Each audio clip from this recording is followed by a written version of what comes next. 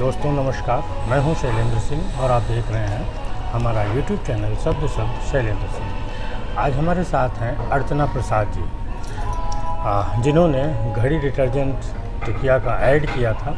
उसके बाद फिल्में की, उसमें उन्होंने आइटम डांस भी किया, मिसेज इंडिया का खिताब भी जीता और अभी उनका सैलून है जहां वो तमाम ट्रेनिंग देती हैं, ब्यूटीशियंस को लेके तमाम टिप्स हैं। सोशल मीडिया पे काफ़ी इन्फ्लुएंस हैं वो, उनके बहुत सारे सब्सक्राइबर्स हैं। आज लखनऊ में हैं तो हम लोग मिलवाते हैं आपको अर्चना जी से और जानते हैं इनकी जो यात्रा थी वो कैसी रही।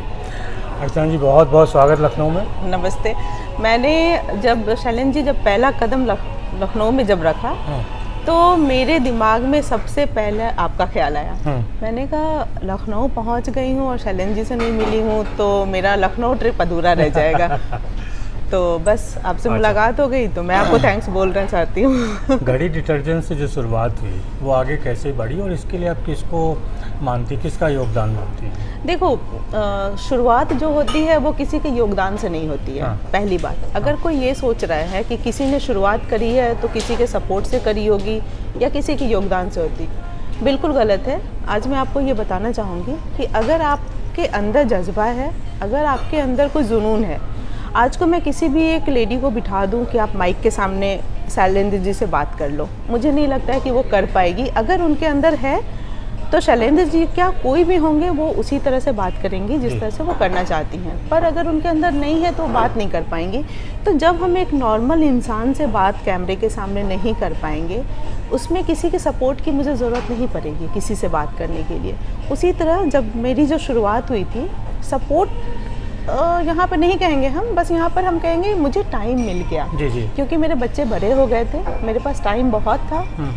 फिर मुझे लगा कि जो मेरा ख्वाब था, और उस वक्त किस्मत से मेरे हस्बैंड का ट्रांसफ़र बॉम्बे हो चुका था।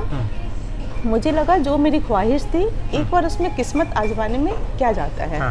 मैंने सीरियसली बता रही हूँ आज कैमरे के सामने, मैंने घर पर झूठ बोला कि मुझे जाना है कहीं किसी फ्रेंड के घर, और मैं चली गई ऑडिशन देने। अच्छा। ऑडिशन जब देने पहुंची तो वहाँ पर मुझे पहले ऑडिशन में, ये किस्मत कह लो या ये भगवान का लिखा कह लो या डेस्टिनी कह लो, पहले ऑडिशन में ही मुझे शॉर्ट लिस्ट कर दिया गया। अच्छा। पर जिस चीज़ के ऑडिशन के लिए गई थी उसके लिए नहीं, किसी दूसरे एडवर्टीजमेंट के लिए। तो जब मैं ऑडिशन के लिए गई, बहुत बारिश हो रही थी, बहुत ही तेज़ बारिश हो रही थी, फिर भी मैं गई क्योंकि मुझे वो करना है। और बॉम्बे की बारिश आपको पता है कितनी खतरनाक होती है। मैं ड्राइव करके झूठ बोलकर घर से, ये भी डर लग रहा है अगर मैं टाइम पे नहीं पहुंच पाऊंगी तो मेरी झूठ खुल जाएगी, और मैं तो गई आज। पर किस्मत अगेन, मैं वहाँ पहुँची और पता है कोई भी लड़कियाँ ऑडिशन के लिए नहीं आ पाई थी बिकॉज ऑफ द बारिश। मैं पहुँच गई, मेरा ऑडिशन लिया गया, अंधों में काना राजा, मुझे सिलेक्ट कर लिया गया। मुझे ABCD भी नहीं आता था। मुझे बाकायदा एक दिन की ट्रेनिंग दी गई क्योंकि मेरी जो शूटिंग थी वो जॉन अब्राहम के साथ थी। अच्छा। अब आप न्यू कमर को जॉन अब्राहम के सामने नहीं खड़े कर सकते हो, तो मुझे बाकायदा 2 दिन की ट्रेनिंग दी गई। ट्रेनिंग में मुझसे पूछा गया आप कितना चार्ज करोगे।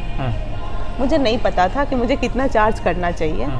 मैंने कहा मैं तो फ्री में भी कर दूंगी क्योंकि जॉन अब्राहम मुझे बहुत पसंद है। तो पहले ऑडिशन का उन्होंने मुझे कुछ पे किया था 7,000। अच्छा। 7,000 का एक चेक दिया था। मेरे हस्बैंड को जाकर मैंने वो चेक दिया। उन्होंने पहली लाइन बोली बाउंस हो जाएगा, तुम्हें तो बेवकूफ़ बना दिया किसी ने, तुम और जॉन अब्राहम के साथ। जब मेरी शूटिंग हुई, मैं आपको फ़ोटो भी बाद में शेयर करूँगी उस शूटिंग की। जब मेरी शूटिंग हुई, जब वो ऐड आया टीवी पर, पेपर में, आप सपोर्ट की बात करते हो, पता है मुझे क्या सपोर्ट मिला? मुझे क्या कहा गया? मेरे हस्बैंड की पहली लाइन थी, घर में किसी को पता नहीं चलना चाहिए कि इसमें तुम हो। ये सपोर्ट मिला था मुझे। और इस लाइन ने मुझे थोड़ा सा प्रोवोक किया कि क्यों नहीं पता चलना चाहिए। मेरे लिए तो बहुत प्राउड की बात है, लोग इसके लिए पता नहीं क्या क्या सैक्रिफाइसेस करते हैं, जो मुझे कुछ नहीं करना पड़ा, मुझे कुछ नहीं भागना पड़ा, मुझे क्यों नहीं बताना चाहिए। पर तब इतना सोशल मीडिया था नहीं एक्टिव, मैंने मेल कर दिया सबको। अच्छा। उसके जो क्लिपिंग थे वो सभी को मेल कर दिया, किसी ने देखा किसी ने नहीं देखा। मेरी मम्मी का पहला फ़ोन आया, मैं बहुत एक्साइटमेंट में उठाया, मम्मी का फ़ोन है। मम्मी ने फ़ोन उठाते ही बोला अब ये सब क्या नया तरीका है? हाँ। ये क्या नया बीमारी पाल लिया तुमने? हाँ। बच्चों को कौन देखेगा? हाँ। मेहमान को, मेरे वहाँ दामाद को मेहमान कहते हैं, मेहमान को टाइम पर नाश्ता कौन देगा? किचन कौन देखेगा? यही सब करने तुम बॉम्बे गई हो। तो इस तरह के सपोर्ट मुझे मिले थे। हाँ। और इस तरह के सपोर्ट ही सबको मिलते हैं। अच्छा, ये सपोर्ट तो परिवार की बात हो गई, लेकिन समाज भी सफल महिलाओं को एक अलग नज़रिए से देखता है। ख़ास तौर से उसकी सफलता का श्रेय महिलाओं को कम देता है। वो कुछ ना कुछ साथ में लगा देता है कि भाई इसका पति बहुत काम का है इसलिए हो गया, या इसने कहीं कंप्रोमाइज़ किया होगा, या ऐसे बहुत सारे। वो कैसे देखती हैं? देखो, मेरे हस्बैंड कमिश्नर हैं इनकम टैक्स में।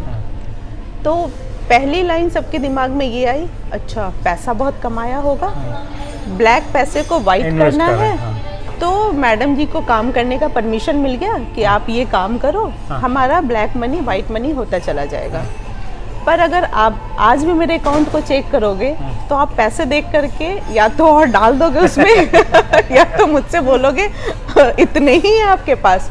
पर सीरियसली ऐसा हमारे यहाँ कुछ भी नहीं था, ब्लैक एंड वाइट जैसा कुछ भी नहीं था। बस अगेन मैं ये कहूँगी कि गालियाँ ज़्यादा मिलती हैं पर वो पीठ पीछे मिलती हैं। तारीफ़ें जलन से मिलती हैं या वो नहीं कर पाई, वो दिखता है। फ्रस्ट्रेशन बाकी औरतों का दिखता है, जो मुझे दिखा। इतना बड़ा मेरा ग्रुप था, मेरे डिपार्टमेंट का ग्रुप था, उन्हीं औरतों ने बीचिंग करना शुरू कर दिया। ये पता है रात में आती है 11 बजे, अच्छा इसका हस्बैंड कुछ कहता नहीं है, बच्चों ने अच्छा रिजल्ट नहीं किया, कहाँ से करेंगे, ये तो खुद घूमती रहती है। देखा है प्रसाद को, देखा है कितना बेचारे टेंशन में।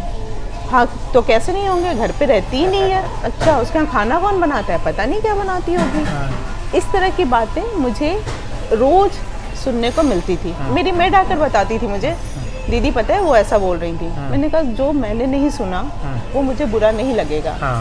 मैं अपनी एनर्जी यहाँ नहीं वेस्ट करूँगी, ठीक है ना। मेरा अफेयर है उसके साथ, चलेगा। मैं ब्लैक एंड वाइट कर रही हूँ, चलेगा। मैं बाहर कॉम्प्रोमाइज़ कर रही हूँ, चलेगा। उस दिन लोग बोलना बंद कर देंगे जिस दिन मैं दिखा दूंगी कि मैं किसके लिए इतनी मेहनत कर रही थी।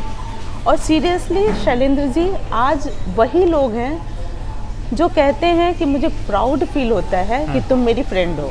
और लोग प्राउड से मिलवाते हैं कि देखो ये है बोमनिया की ओनर, ये है जो मिसेस ग्लाड्राग में रह चुकी हैं, ये है जो मिसेस सेंट्रल ऑफ इंडिया बन चुकी हैं। आज वो लोग जब मुझे प्राउड से मिलवाते हैं, मुझे कहीं भी गलती अपनी कल भी नहीं दिखती थी, आज भी नहीं दिखती है। कल अगर मैं गलती करूंगी तो भी नहीं दिखेगी, क्योंकि वो मेरे एंगल से गलती नहीं है। अब लोगों ने जज करना छोड़ा? जज तो आपके मरते दम तक करेंगे। अच्छा। जज तो लोग राहुल गांधी को नहीं छोड़ते हैं। जज तो लोग स्मृति ईरानी को नहीं छोड़ते हैं। तो मैं तो बहुत ही नॉर्मल सी आम इंसान हूँ। आपको देख के लोग कहते नहीं होंगे, जैसे आजकल एक सोशल मीडिया पे मीम बहुत चल रहा है कि मैडम आपकी शादी हो गई है, अच्छा आप शादीशुदा हैं। क्योंकि आपकी जो पर्सनालिटी है उससे उम्र का पता नहीं चलता। कुछ लोग मुझसे कहते हैं आप संतूर मॉम हो। मेरी बेटी ENT सर्जन है। बेटा मेरा MS कर रहा है बॉस्टन से। तो कुछ लोग मुझसे कहते हैं आप संतूर से नहाते हो, तो मैं कहती हूँ नहीं, मैं संतूर खाती हूँ। अच्छा, जब आपने एक आइटम सॉन्ग किया था उस समय क्या प्रतिक्रिया थी? वो तो और ही एक बम फाड़ने वाला काम रहा होगा। सीरियसली बताऊँ, मैंने किसी को नहीं बताया था। अच्छा। मैंने सिर्फ घर पर ये बोला था कि मेरी 3 दिन की शूटिंग है। और वो लोग आने जाने का, मेरे हस्बैंड खुश हो जाते थे, अच्छा आने जाने का वो दे रहे हैं, अच्छा इतना पैसा दे रहे हैं, ठीक है मेरी तरफ से कोई खर्चा नहीं होना है, ठीक है जाओ। तो मैंने उनको बोला आने जाने का है, रहने का है, और इतना पेमेंट हो पर डे के हिसाब से कर रहे हो, सिर्फ 3 दिन की शूटिंग है, 4th डे में वापस आ जाऊँगी, ठीक है जाओ, मैं बच्चों को संभाल लूँगा। क्योंकि उन्हें पता था ये जिद्दी है, अगर मैं नहीं जाने दूंगा तो 4 मेरे फर्नीचर तोड़ देगी या फिर मेरा सर्वर ना फोड़ दे। इससे अच्छा बाबा तुम तो जाओ करो अपनी शूटिंग।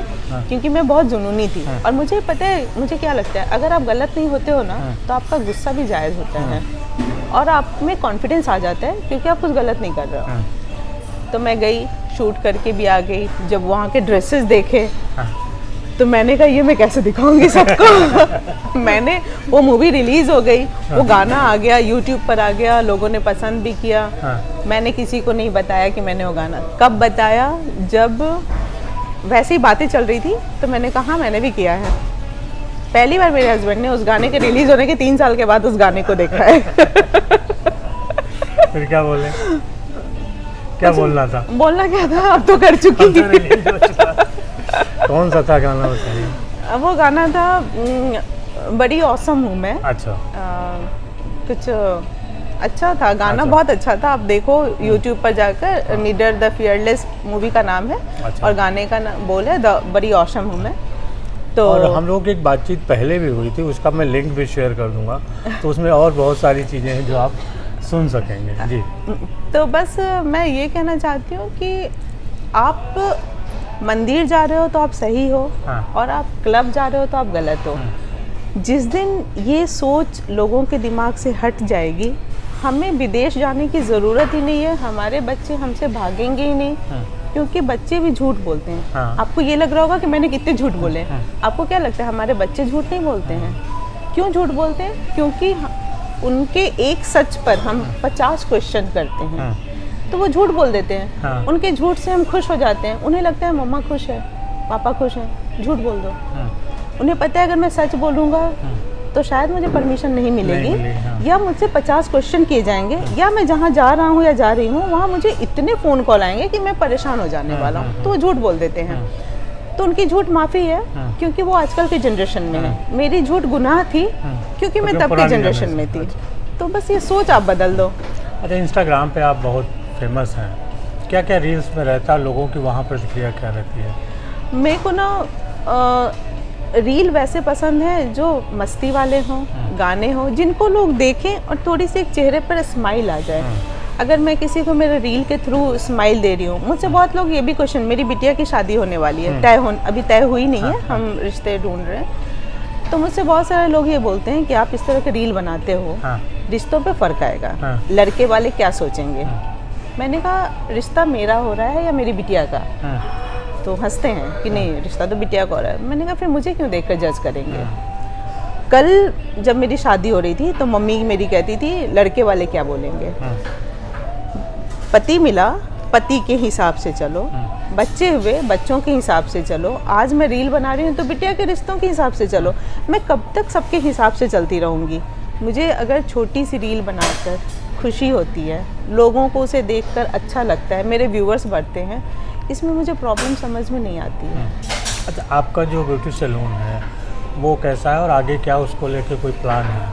मेरा सैलून जब मैंने खोला था उसमें भी बहुत प्रॉब्लम्स आई थी। उसमें भी वही ब्लैक एंड वाइट का चक्कर है, इसलिए सैलून खोल रहा है। ये सैलून खोलेगी तो फिर ये तो और हाथ से निकल गई। मेरे हस्बैंड को सब ऐसे बोलते थे ये तो गई अब आपके हाथ से, देख लो आप, दूसरी शादी वादी तो आप सोच लो, क्योंकि ये तो गई। पर मैं गई नहीं, मैं अभी तक टिकी हुई हूँ और टिकी रहूँगी, सर पे नाचती रहूँगी। मेरे सैलून में सारे जो नई चीज़ें हैं, micro blading, micro shading, permanent lip colour, permanent makeup, सारी चीज़ें मैं धीरे धीरे जब कुछ भी आता है हिंदुस्तान में नहीं वर्ल्ड में, मैं उसको अपने सैलून में लॉन्च करती हूँ। मैं खुद जाकर ट्रेनिंग लेती हूँ, सर्टिफिकेट लेती हूँ, आकर अपने स्टाफ को ट्रेंड करती हूँ, फिर मैं उसको लॉन्च करती हूँ। तो आपको जितने भी ऑल ओवर इंडिया में सैलून में जो सर्विसेज मिलते हैं, वो हेयर विग से रिलेटेड हो, परमानेंट मेकअप से रिलेटेड हो, फैट रिडक्शन से रिलेटेड हो, आपको सभी चीज़ें मेरे सैलून में मिल जाएंगी। तो पूरी बातचीत में हम लोगों ने जो देखा कि औरतों को तमाम तरीके के सवालों के घेरे में हमेशा रहना पड़ा है, 25 साल 30 साल पहले भी और आज भी। इसको आप कैसे देखती हैं? या सिर्फ दिखावे में ही है बदलाव? नहीं, बदलाव तो नहीं आया है। बदलाव इसलिए नहीं आया है क्योंकि आज भी हमें ये लगता है कि अगर मेरी बेटी की शादी हो रही है उसे वहाँ जाकर एडजस्ट करना पड़ेगा। हमने एक बार भी ये नहीं सोचा कि मेरी बेटी जिससे शादी करेगी उस लड़के को भी थोड़ा सा एडजस्ट करने की ज़रूरत पड़ सकती है। तो जब हम अपने बच्चों के लिए ये लोग बोलते हैं कि सोच में बहुत बदलाव आया, बच्चे आजकल के वैसे हो गए। बच्चे वैसे ही हैं जैसे पहले थे, बच्चे अब थोड़े से बिंदास हो गए कि हमें बताने लग गए हैं। चीज़ें वैसे पहले भी होती थी और बदलाव अभी तक नहीं आया है, जिसकी बहुत ज़रूरत है। बहुत ज़रूरत है, और एक लेडी ही, एक औरत ही इस बदलाव को ला सकती है, क्योंकि एक औरत ही एक औरत की दुश्मन होती है। आपने कभी सुना है कि किसी के ससुराल में ससुर और बहू का झगड़ा हुआ है? हमेशा सास और बहू का झगड़ा होता है, हमेशा ननद और भाभी का झगड़ा होता है, देवर और भाभी का झगड़ा आपने कभी नहीं सुना होगा। तो प्लीज़ अपनी सोच बदलिए, प्लीज़ मेरा रिक्वेस्ट है समाज से, औरतों से, लड़कियों से, बहनों से, जो भी सुन रही हैं, देख रही हैं, प्लीज़ अपनी सोच को बदल दीजिए हमारे लिए, प्लीज़। बहुत शुक्रिया अर्चना जी, आपने याद किया और हम लोगों के साथ बातचीत की। आपसे मिलना हमेशा अच्छा लगता है शैलेश जी, और सबसे अच्छी बात है आपके क्वेश्चंस लिखे हुए नहीं होते हैं, तो हमारे मन की बात निकल कर आती है। हाँ। और इससे पता है क्या होता है कि नेचुरल, आपको ये इंटरव्यू बिल्कुल नेचुरल लगेगा। हमने ना कुछ स्क्रिप्ट लिखा है, ना हमने सवाल तैयार किया था। बस मैं लास्ट में ये बोलना चाहूँगी कि आप समझो, समझाओ मत, तभी जो है जीवन सफल होगा और समाज में बदलाव आएगा। यस। शुक्रिया दोस्तों आपका, और बहुत अर्चना जी बहुत आपका। Thank you so much, thank you.